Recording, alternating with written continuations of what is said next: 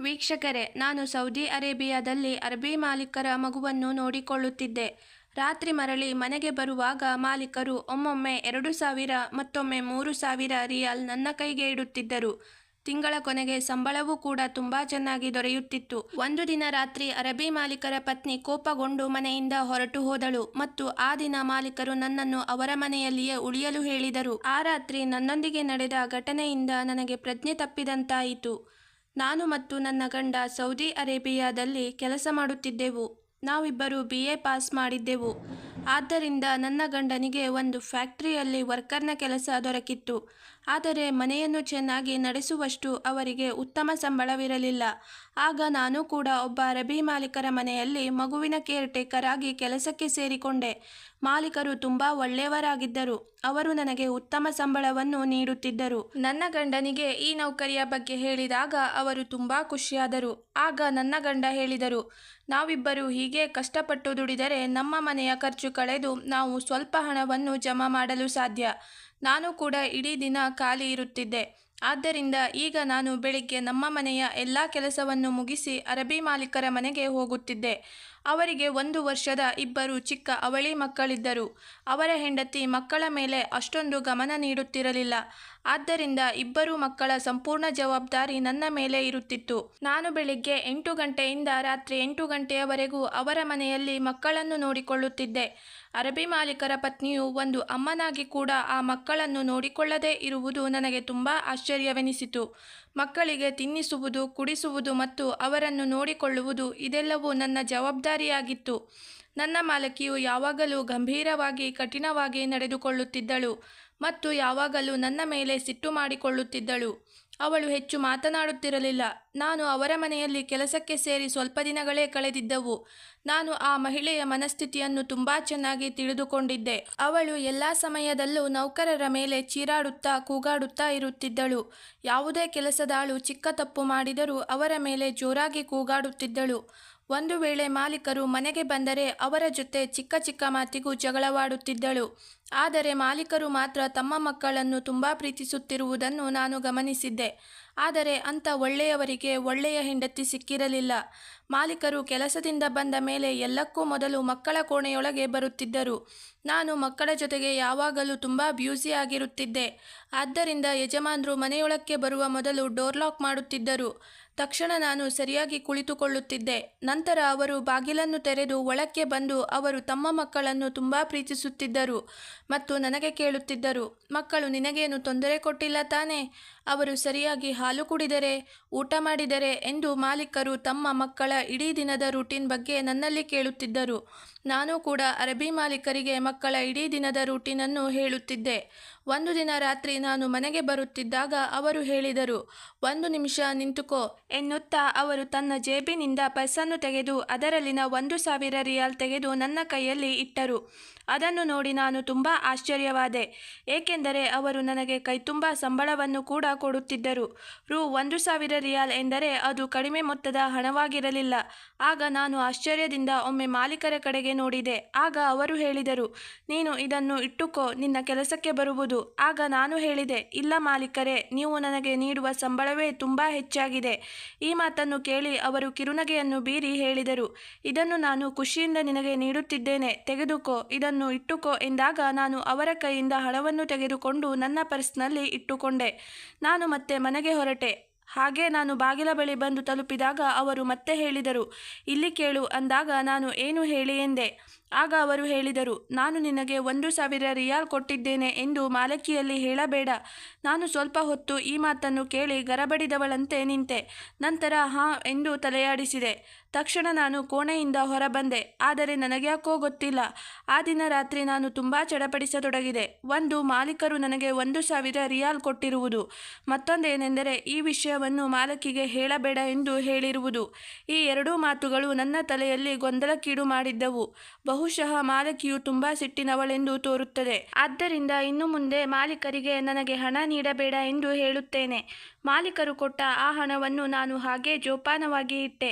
ಆದರೆ ಮತ್ತೊಮ್ಮೆ ನಾನು ಯಾವಾಗ ಅಚ್ಚರಿಗೊಂಡೆನು ಎಂದರೆ, ಮಾರನೇ ದಿನವೂ ಕೂಡ ಮಾಲೀಕರು ನನಗೆ 2,000 ರಿಯಾಲ್ ಹಣವನ್ನು ನೀಡಿದರು. ಇದರಿಂದ ನನಗೆ ಮಾಲೀಕರ ಮೇಲೆ ಸಂಶಯ ಬರತೊಡಗಿತ್ತು. ಮಾಲೀಕರು ನನ್ನ ಮೇಲೆ ಏಕೆ ಇಷ್ಟೊಂದು ದಯೆ ತೋರುತ್ತಿದ್ದಾರೆ ಎಂದು ಆ 2,000 ರಿಯಾಲ್ ಹಣವನ್ನು ಅವರ ಕೈಗೆ ಮರಳಿ ನೀಡಿದೆ ಮತ್ತು ಹೇಳಿದೆ, ನನಗೆ ಇದು ಬೇಡ, ನೀವು ಏಕೆ ನನಗೆ ಪ್ರತಿದಿನ ಇಷ್ಟೊಂದು ಹಣವನ್ನು ಕೊಡುತ್ತಿದ್ದೀರಿ ಎಂದು ಹೇಳುತ್ತಾ ನಾನು ಮುಖವನ್ನು ತಿರುಗಿಸಿಕೊಂಡೆ, ಏಕೆಂದರೆ ಅವರು ನನ್ನ ಮುಖವನ್ನೇ ನೇರವಾಗಿ ದಿಟ್ಟಿಸುತ್ತಿದ್ದರು. ಮತ್ತೆ ಅವರು ಹೇಳಿದರು, ನೀನು ನನ್ನ ಮಕ್ಕಳನ್ನು ತುಂಬ ಚೆನ್ನಾಗಿ ನೋಡಿಕೊಳ್ಳುತ್ತಿದ್ದೀಯ. ಆಗ ನಾನು ಹೇಳಿದೆ, ಇದು ನನ್ನ ಡ್ಯೂಟಿ, ಅದರ ಹಣವನ್ನು ನಾನು ನಿಮ್ಮಿಂದ ಸಂಬಳ ರೂಪದಲ್ಲಿ ತೆಗೆದುಕೊಳ್ಳುತ್ತೇನೆ ಎಂದು ಹೇಳುತ್ತಾ ನಾನು ಯಜಮಾನರಿಂದ ಯಾವುದೇ ಹಣವನ್ನು ತೆಗೆದುಕೊಳ್ಳಲಿಲ್ಲ. ಮಾರನೇ ದಿನ ನಾನು ಮಕ್ಕಳನ್ನು ನೋಡಿಕೊಳ್ಳಲು ಅವರ ಮನೆಗೆ ಹೋದಾಗ ಮಾಲೀಕರು ಕೆಲಸಕ್ಕೆ ಹೋಗಿರಲಿಲ್ಲ. ಬದಲಾಗಿ ಅವರು ಮನೆಯಲ್ಲೇ ಮಕ್ಕಳ ಬಳಿ ಇದ್ದರು. ನಾನು ಬಂದ ತಕ್ಷಣ ಅವರು ನನಗೆ ಹೇಳಿದರು, ಇಷ್ಟೊಂದು ತಡವಾಗಿ ಬಂದಿದ್ದೀಯಾ? ನಿನಗೆ ಗೊತ್ತಿದೆಯಾ, ನನ್ನ 2 ಮಕ್ಕಳಿಗೆ ಜ್ವರ ಬಂದಿದೆ. ಅವರ ಮಾತಿನಲ್ಲಿ ಮಕ್ಕಳ ಬಗ್ಗೆ ತುಂಬ ಕಾಳಜಿ ಇತ್ತು. ನಾನು ಗಾಬರಿಯಿಂದ ಗಡಿಯಾರದ ಕಡೆಗೆ ನೋಡಿದಾಗ 8:20 ಆಗಿತ್ತು. ನಾನು ದಿನವೂ ಇದೇ ಸಮಯದಲ್ಲಿ ಅವರ ಮನೆಗೆ ಕೆಲಸಕ್ಕೆ ಬರುತ್ತಿದ್ದೆ ಮತ್ತು ಅವರಿಗೆ ಹೇಳಿದೆ, ನಾನು ಸರಿಯಾದ ಸಮಯಕ್ಕೆ ಬಂದಿದ್ದೇನೆ ಎಂದಾಗ ಅವರು ಹೇಳಿದರು, ನೀನು ನನ್ನ ಮಕ್ಕಳನ್ನು ತುಂಬ ಚೆನ್ನಾಗಿ ನೋಡಿಕೊಳ್ಳುತ್ತೀಯಾ ಎಂಬ ಕಾರಣಕ್ಕಾಗಿ ನಾನು ನಿನಗೆ ಹೆಚ್ಚು ಹಣ ನೀಡುತ್ತಿದ್ದೇನೆ. ನೋಡು, ಬೆಳಿಗ್ಗೆಯಿಂದಲೂ ಅವರಿಗೆ ಜ್ವರ ಬಂದಿದೆ. ಅವರ ಅಮ್ಮ ಅಂತೂ ಮಕ್ಕಳನ್ನು ಚೆನ್ನಾಗಿ ನೋಡಿಕೊಳ್ಳುತ್ತಿಲ್ಲ. ಆದ್ದರಿಂದ ನೀನೇ ನನ್ನ ಮಕ್ಕಳನ್ನು ಚೆನ್ನಾಗಿ ನೋಡಿಕೊಳ್ಳಬೇಕು. ನೀನು 8:20ಕ್ಕೆ ಕೆಲಸಕ್ಕೆ ಬರಬೇಕು ಎಂದು ನಾನು ನಿನಗೆ ಅಷ್ಟೊಂದು ಸಂಬಳವನ್ನು ನೀಡುತ್ತಿಲ್ಲ. ನೋಡು, ನನ್ನ ಮಕ್ಕಳು ಇಲ್ಲಿ ಜ್ವರದಿಂದ ನರಳುತ್ತಿದ್ದಾರೆ. ಮಗಳು ಮಲಗಿದ್ದಳು, ಆದರೆ ಮಗ ಜೋರಾಗಿ ಅಳುತ್ತಿದ್ದನು. ತಕ್ಷಣ ನಾನು ಅವನನ್ನು ಮಾಲೀಕರ ಕೈಯಿಂದ ತೆಗೆದುಕೊಂಡು ನನ್ನ ಮಡಿಲಲ್ಲಿ ಎತ್ತಿಕೊಂಡೆ. ಅವರ ಮಗ ನನ್ನ ಮಡಿಲಿಗೆ ಬಂದಾಗ ಸುಮ್ಮನಾದನು. ನಾನು ಅವನನ್ನು ಎತ್ತಿ ಅಪ್ಪಿಕೊಂಡಾಗ ಅವನು ಪೂರ್ಣ ಕಂಪಿಸುತ್ತಿದ್ದನು. ನಾನು ಅವನ ಹಣೆಗೆ ಒಂದು ಮುತ್ತನ್ನಿಟ್ಟೆ. ಮಾಲೀಕರಿಗೆ ಹೇಳಿದೆ, ನೀವು ನನಗಾಗಿ ಕಾಯುವುದರ ಬದಲು ಮಕ್ಕಳನ್ನು ಡಾಕ್ಟರ್ ಬಳಿ ಕರೆದುಕೊಂಡು ಹೋಗಬೇಕಿತ್ತು. ನೋಡಿ, ಮಕ್ಕಳಿಗೆ ಎಷ್ಟೊಂದು ಜ್ವರ ಬಂದಿದೆ. ನನ್ನ ಮಾತು ಕೇಳಿ ಅವರು ತಮ್ಮ ಹಣೆಯನ್ನು ಚಚ್ಚಿಕೊಂಡರು ಮತ್ತು ಹೇಳಿದರು, ನನಗೆ ಆ ಸಮಯದಲ್ಲಿ ಇದು ಹೊಳೆಯಲೇ ಇಲ್ಲ. ಹೌದು, ನಾನಂತೂ ಅವರನ್ನು ಡಾಕ್ಟರ್ ಬಳಿ ಕರೆದುಕೊಂಡು ಹೋಗಬೇಕಾಗಿತ್ತು ಎಂದು ಹೇಳುತ್ತಾ ಮಾಲೀಕರು ಮಲಗಿದ್ದ ಮಗುವನ್ನು ಎತ್ತಿಕೊಂಡು ಹೇಳಿದರು, ನನ್ನ ಜೊತೆ ನಡೆ, ನಾವು ಡಾಕ್ಟರ್ ಬಳಿ ಹೋಗೋಣ. ಅವರ ಮಾತನ್ನು ಕೇಳಿ ನಾನು ಚಿಂತೆಗೊಳಗಾದೆ ಮತ್ತು ಅವರಿಗೆ ಕೇಳಿದೆ, ನೀವು ನನ್ನನ್ನು ಏಕೆ ಕರೆದುಕೊಂಡು ಹೋಗುತ್ತಿದ್ದೀರಿ? ನೀವು ನಿಮ್ಮ ಹೆಂಡತಿಯನ್ನು ಕರೆದುಕೊಂಡು ಹೋಗಿ. ಅವರು ಈ ಮಕ್ಕಳ ತಾಯಿ. ಒಬ್ಬ ತಾಯಿ ಸರಿಯಾಗಿ ಮಕ್ಕಳನ್ನು ನೋಡಿಕೊಳ್ಳಬಲ್ಲಳು. ನನ್ನ ಮಾತಿಗೆ ಮಾಲೀಕರು ಸ್ವಲ್ಪ ನಗುತ್ತಾ ಹೇಳಿದರು, ಅಮ್ಮ ಹೀಗಿರುತ್ತಾರೆಯೇ? ನನ್ನ ಹೆಂಡತಿ ಇರುವ ಹಾಗೆ. ಅವಳಿಗಂತೂ ಮಕ್ಕಳಿಗೆ ಜ್ವರ ಬಂದಾಗ ಯಾವ ಔಷಧಿಯನ್ನು ನೀಡಬೇಕು, ಯಾವುದನ್ನು ನೀಡಬಾರದು ಎಂಬುದು ಗೊತ್ತೇ ಇಲ್ಲ. ನೀನೇ ನನ್ನ ಮಕ್ಕಳಿಗೆ ಔಷಧಿಯನ್ನು ಕುಡಿಸಬೇಕು ಮತ್ತು ಜ್ವರ ಕಡಿಮೆಯಾಗುವವರೆಗೂ ನೀನೇ ಅವರನ್ನು ನೋಡಿಕೊಳ್ಳಬೇಕು. ಆದ್ದರಿಂದ ನೀನೇ ನನ್ನ ಜೊತೆ ಬಂದರೆ ತುಂಬ ಒಳ್ಳೆಯದು. ನಾನು ಮಾಲೀಕರೊಂದಿಗೆ ಕೋಣೆಯಿಂದ ಮಗುವನ್ನೆತ್ತಿಕೊಂಡು ಹೊರಬರುತ್ತಿದ್ದಾಗ ಯಜಮಾನಿಯು ಹೊರಗಡೆ ಹಾಲಿನಲ್ಲಿ ಟಿವಿ ನೋಡುತ್ತಾ ಕುಳಿತಿದ್ದರು. ಜೊತೆಗೆ ಚಹಾ ಕೂಡ ಕುಡಿಯುತ್ತಿದ್ದರು. ನಾನು ಮಾಲೀಕರೊಂದಿಗೆ ಹೊರಗಡೆ ಹೋಗುತ್ತಿರುವುದನ್ನು ನೋಡಿ ಅವರು ನನ್ನನ್ನು ಕರೆಯತೊಡಗಿದರು. ಎಲ್ಲಿಗೆ ಹೋಗುತ್ತಿದ್ದೀಯಾ? ಮಕ್ಕಳಿಗೆ ಏನಾಗಿದೆ? ನನ್ನ ಬದಲಾಗಿ ಮಾಲೀಕರೇ ತಮ್ಮ ಹೆಂಡತಿಗೆ ಹೇಳಿದರು, ನಿನಗೆ ಗೊತ್ತಿಲ್ಲವೇ, ನಿನ್ನ ಮಕ್ಕಳಿಗೆ ಜ್ವರ ಬಂದಿದೆ. ನಾನು ಅವರನ್ನು ಡಾಕ್ಟರ್ ಬಳಿಗೆ ಕರೆದುಕೊಂಡು ಹೋಗುತ್ತಿದ್ದೇನೆ. ನೀನು ನನ್ನ ಜೊತೆ ಬರುತ್ತೀಯಾ ಎಂದಾದರೆ ಬರಬಹುದು, ಇಲ್ಲವೆಂದರೆ ಯಾವುದೇ ಅಡ್ಡಿಯಿಲ್ಲ. ಇದನ್ನು ಕೇಳಿ ಮಾಲಕಿಗೆ ತಕ್ಷಣ ಸಿಟ್ಟು ಬಂದಿತ್ತು ಮತ್ತು ಹೇಳಿದಳು, ಇಲ್ಲ ಬಾಬಾ, ಇಲ್ಲ, ನನ್ನಿಂದ ಅವರನ್ನು ಸಂಭಾಳಿಸಲು ಸಾಧ್ಯವಿಲ್ಲ. ಇವರು ನಿನ್ನ ಮಕ್ಕಳು, ನಿನಗೆ ಮಕ್ಕಳು ಬೇಕಿತ್ತಲ್ಲವೇ ಎಂದು ಹೇಳುತ್ತಾ ಅವಳು ಪುನಃ ಟಿವಿ ಚಾನೆಲ್ ಚೇಂಜ್ ಮಾಡತೊಡಗಿದಳು. ನನಗೆ ಎಷ್ಟು ಆಶ್ಚರ್ಯವಾಯಿತೆಂದರೆ, ಒಬ್ಬ ತಾಯಿ ಇಷ್ಟೊಂದು ಕಠಿಣವಾಗಿ ಹೇಗೆ ನಡೆದುಕೊಳ್ಳುತ್ತಾಳೆ? ನಾನು ಮದುವೆಗೂ ಮೊದಲು ಬೇಜವಾಬ್ದಾರಿಯುತವಾಗಿ ವರ್ತಿಸುವ ತುಂಬ ಹುಡುಗಿಯರನ್ನು ನೋಡಿದ್ದೇನೆ. ಆದರೆ ಅದೇ ಹುಡುಗಿಯರು ಮದುವೆಯಾಗಿ ಮಕ್ಕಳಾದ ಮೇಲೆ ಮಕ್ಕಳ ವಿಷಯವಾಗಿ ಜವಾಬ್ದಾರಿಯಿಂದ ನಡೆದುಕೊಳ್ಳುತ್ತಾರೆ. ಆದರೆ ಇವಳು ಎಂತಹ ಅಮ್ಮ?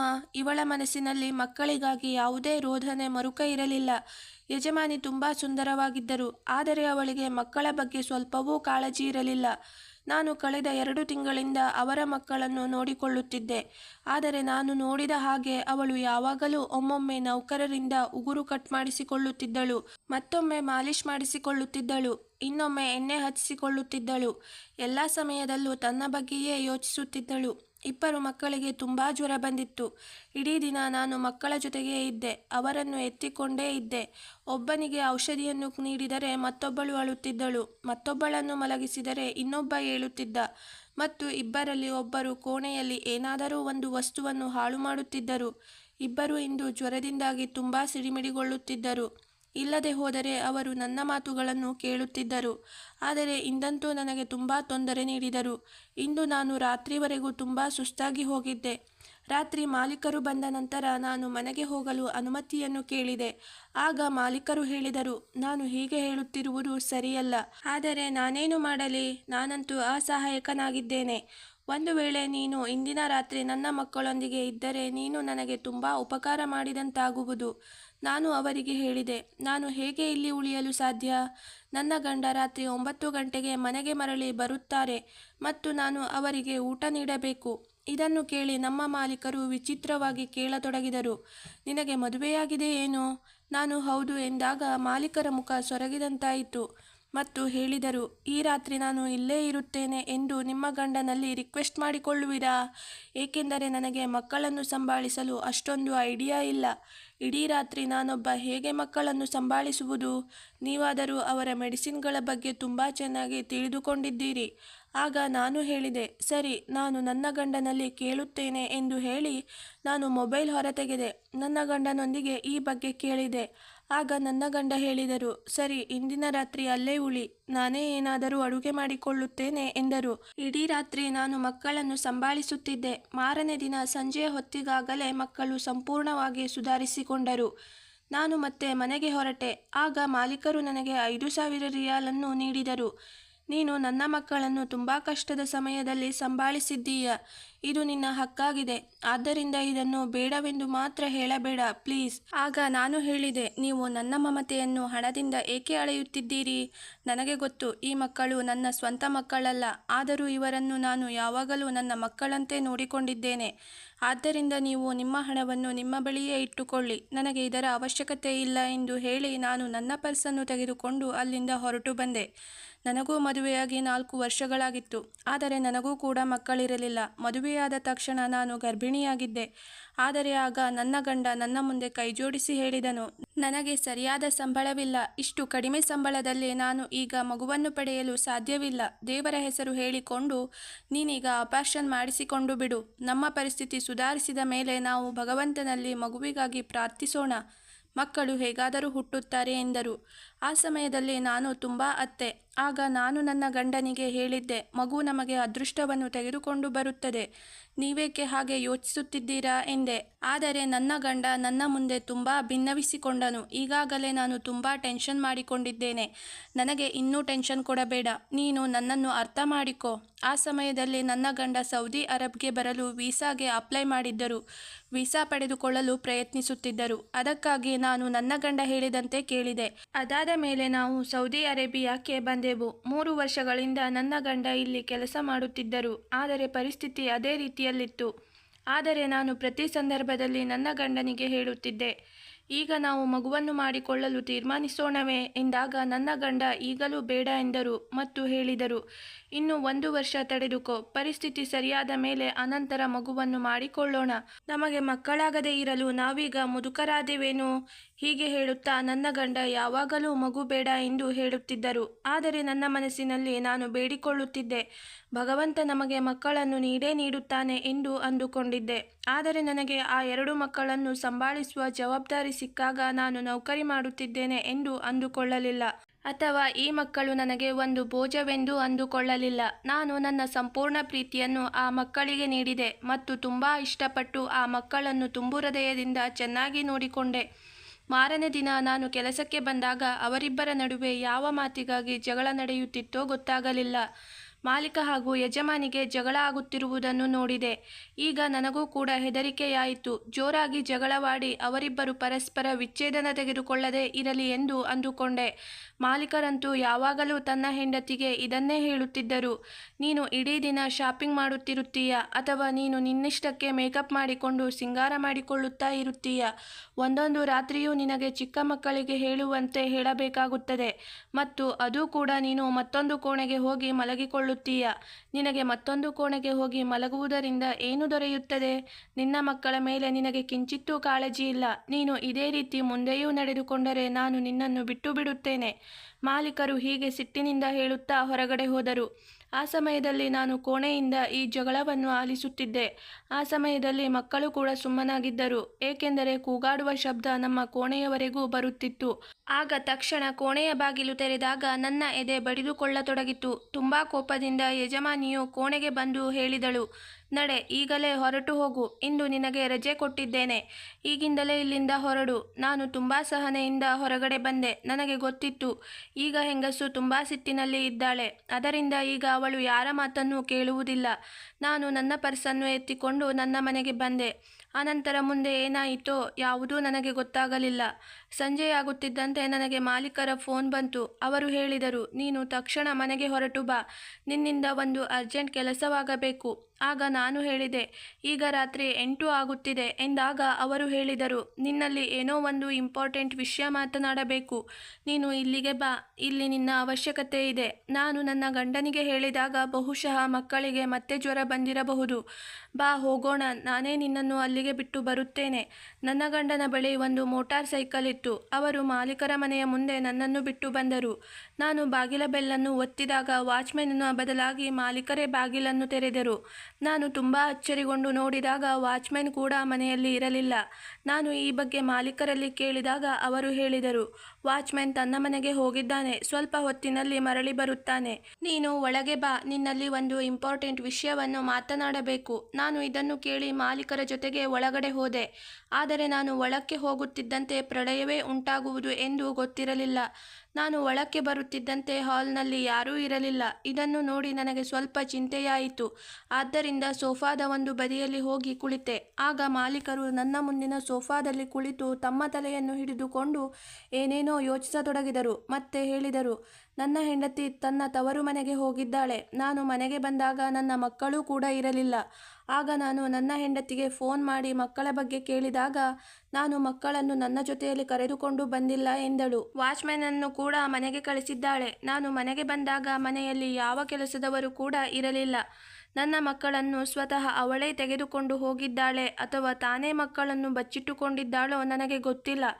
ಇಷ್ಟು ಹೇಳಿ ಮಾಲೀಕರು ಬಿಕ್ಕಿ ಬಿಕ್ಕಿ ಅಳತೊಡಗಿದರು ಮತ್ತು ಹೇಳಿದರು, ಅವಳು ನನ್ನ ಮಕ್ಕಳಿಗೆ ಏನು ಮಾಡುತ್ತಾಳೋ ಗೊತ್ತಿಲ್ಲ. ನೀನು ನನ್ನ ಮಕ್ಕಳನ್ನು ಹುಡುಕಲು ನನಗೆ ಸಹಾಯ ಮಾಡು. ಆಗ ನಾನು ಯೋಚಿಸಿದೆ, ಮಕ್ಕಳನ್ನು ಹುಡುಕಲು ನಾನು ಹೇಗೆ ಸಹಾಯ ಮಾಡಬಲ್ಲೆ? ಆದರೆ ಇದನ್ನು ಕೇಳಿ ನನಗೆ ತುಂಬ ದುಃಖವಾಯಿತು. ಒಬ್ಬಳು ಜವಾಬ್ದಾರಿಯುತ ಅಮ್ಮನಾಗಿ ಅವಳು ಎಂತಹ ಆಟವನ್ನು ಆಡಿದ್ದಳು. ತಮ್ಮದೇ ಸ್ವಂತ ಮಕ್ಕಳ ಬಗ್ಗೆ ಅವಳು ಯಾವ ರೀತಿಯಲ್ಲಿ ಯೋಚಿಸುತ್ತಿದ್ದಾಳೆ. ಆಗ ತಕ್ಷಣ ಪೊಲೀಸ್ ಜೀಪ್ ಹಾರ್ನ್ ಮಾಡುತ್ತಾ ಮನೆ ಮುಂದೆ ಬಂದು ನಿಂತಿತು. ಪೊಲೀಸರು ಮನೆಯ ಒಳಗೆ ಬಂದವರೇ ನನ್ನನ್ನು ಮತ್ತು ಮಾಲೀಕರನ್ನು ನೋಡಿದರು. ತಕ್ಷಣ ನನ್ನನ್ನು ಅರೆಸ್ಟ್ ಮಾಡಿದರು. ಪೊಲೀಸರು ನನ್ನ ಮೇಲೆ ಇಲ್ಲಸಲ್ಲದ ಆರೋಪವನ್ನು ಹೊರಿಸಿದರು ಮತ್ತು ಪೊಲೀಸರು ಹೇಳಿದರು, ನಿಮ್ಮ ಹೆಂಡತಿ ಸರಿಯಾಗಿಯೇ ಆರೋಪವನ್ನು ಮಾಡಿದ್ದಾಳೆ. ನಿಮಗೂ ಮತ್ತು ಈ ಮಹಿಳೆಗೂ ಅಕ್ರಮ ಸಂಬಂಧವಿದೆ. ಅದಕ್ಕಾಗಿ ನೀವು ಇವಳನ್ನು ಒಬ್ಬಂಟಿಯಾಗಿ ಇಲ್ಲಿಗೆ ಕರೆದಿದ್ದೀರಿ. ಆ 2 ಮಕ್ಕಳನ್ನು ಕೂಡ ಈ ಕೆಲಸದವಳೇ ಬಚ್ಚಿಟ್ಟುಕೊಂಡಿದ್ದಾಳೆ. ಇದನ್ನು ಕೇಳಿ ನಾನು ತುಂಬ ಗಾಬರಿಯಾದೆ. ಪೊಲೀಸರು ಮಾಲೀಕರ ಮೇಲೂ ಕೂಡ ಆರೋಪವನ್ನು ಹೊರಿಸಿದರು. ಅವರು ಆರೋಪ ಮಾಡುವ ಹಾಗೆ ನಮ್ಮ ನಡುವೆ ಆ ರೀತಿಯ ಯಾವುದೇ ಸಂಬಂಧ ಇರಲಿಲ್ಲ. ನಾನು ಪೊಲೀಸರಿಗೆ ಆ ರೀತಿ ಏನೂ ಇಲ್ಲ ಎಂದು ಹೇಳಿದೆ. ಅರೆಸ್ಟ್ ಮಾಡಿಕೊಂಡು ಸ್ಟೇಷನ್ಗೆ ಕರೆದುಕೊಂಡು ಬಂದರು. ನನ್ನ ಗಂಡನಿಗೂ ಕೂಡ ಈ ವಿಷಯ ತಿಳಿಯಿತು. ಅವರು ಕೂಡ ಪೊಲೀಸ್ ಸ್ಟೇಷನ್ಗೆ ಬಂದರು. ಆದರೆ ಪೊಲೀಸರು ಏನನ್ನೂ ಕೇಳುವ ಸ್ಥಿತಿಯಲ್ಲಿ ಇರಲಿಲ್ಲ. ಆಗ ನನ್ನ ಗಂಡ ಯಜಮಾನಿಯ ಬಳಿ ಹೋಗಿ, ನನ್ನ ಹೆಂಡತಿ ನಿಮ್ಮ ಮಕ್ಕಳನ್ನು ಕಿಡ್ನಾಪ್ ಮಾಡಿಲ್ಲ ಅಥವಾ ಅವಳಿಗೆ ಯಾರ ಜೊತೆಯೂ ಅಕ್ರಮ ಸಂಬಂಧವಿಲ್ಲ. ನನಗೆ ನನ್ನ ಹೆಂಡತಿ ಮೇಲೆ ಸಂಪೂರ್ಣ ಭರವಸೆ ಇದೆ. ಆದ್ದರಿಂದ ಅವಳನ್ನು ಬಿಟ್ಟು ಬಿಡಿ. ಆಗ ಯಜಮಾನಿ ಹೇಳಿದಳು, ನಾನು ಒಂದು ಷರತ್ತಿನ ಆಧಾರದ ಮೇಲೆ ಕೇಸನ್ನು ಮರಳಿ ಪಡೆಯುತ್ತೇನೆ. ನೀನು ನಿನ್ನ ಹೆಂಡತಿಯನ್ನು ಕರೆದುಕೊಂಡು ಇಲ್ಲಿಂದ ಬಹುದೂರ ಹೊರಟು ಹೋಗು. ಏಕೆಂದರೆ ನನ್ನ ಗಂಡ ನನ್ನಲ್ಲಿ ಕ್ಲಿಯರ್ ಆಗಿ ಹೇಳಿದ್ದಾನೆ. ಅವನು ನನಗೆ ವಿಚ್ಛೇದನ ನೀಡಿ ನಿನ್ನ ಹೆಂಡತಿಯೊಂದಿಗೆ ಮದುವೆ ಮಾಡಿಕೊಳ್ಳುತ್ತಾನಂತೆ. ಏಕೆಂದರೆ ನಿನ್ನ ಹೆಂಡತಿ ನನ್ನ ಮಕ್ಕಳನ್ನು ತುಂಬಾ ಚೆನ್ನಾಗಿ ನೋಡಿಕೊಳ್ಳುತ್ತಾಳೆ. ಇದನ್ನು ಕೇಳಿ ನನ್ನ ಗಂಡನು ಕೂಡ ದಂಗಾಗಿ ಹೋದನು. ಮಾಲೀಕರು ಈ ರೀತಿ ಏಕೆ ಹೇಳಿದರು ಎಂದು ನನಗೆ ಗೊತ್ತಾಗಲಿಲ್ಲ. ಆದರೆ ಇದನ್ನು ಕೇಳಿ ನನಗೆ ತುಂಬ ಅಚ್ಚರಿಯಾಯಿತು. ಯಜಮಾನಿಯು ಕೇಸನ್ನು ವಾಪಸ್ ತೆಗೆದುಕೊಂಡಳು. ನಾವು ಗಂಡ ಹೆಂಡತಿ ಇಬ್ಬರೂ ಮರಳಿ ನಮ್ಮ ಊರಿಗೆ ಬಂದೆವು. ಆದರೆ ನನಗೆ ಆ ಮಕ್ಕಳು ತುಂಬ ನೆನಪಾಗುತ್ತಿದ್ದರು.